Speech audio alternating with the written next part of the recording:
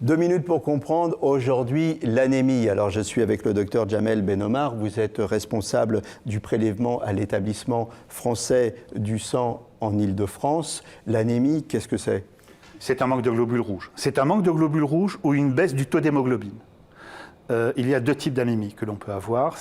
Vous avez l'anémie aiguë, c'est typiquement l'accident de voiture, où vous avez une hémorragie cataclysmique, vous perdez 1, 2, jusqu'à 3 litres de sang en l'espace d'une demi-heure.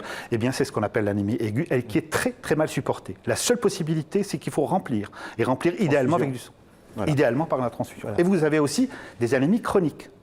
Les anémies chroniques sont mieux supportées puisque la baisse du taux d'hémoglobine, la baisse des globules rouges, se fait de façon progressive au fil du temps. Chronique. Chronique, exactement. Et en fonction du type de pathologie, parce l'anémie n'est qu'un signe clinique. Ce qu'il va falloir chercher, c'est l'origine de cette anémie.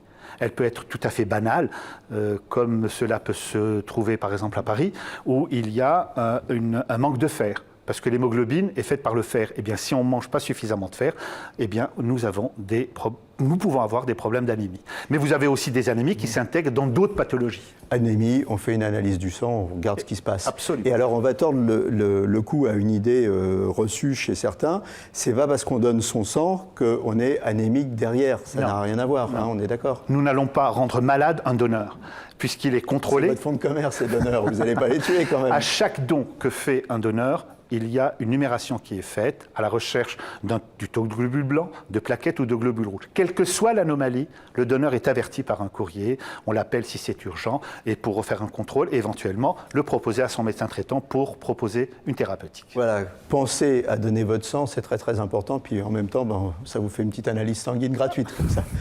À très bientôt.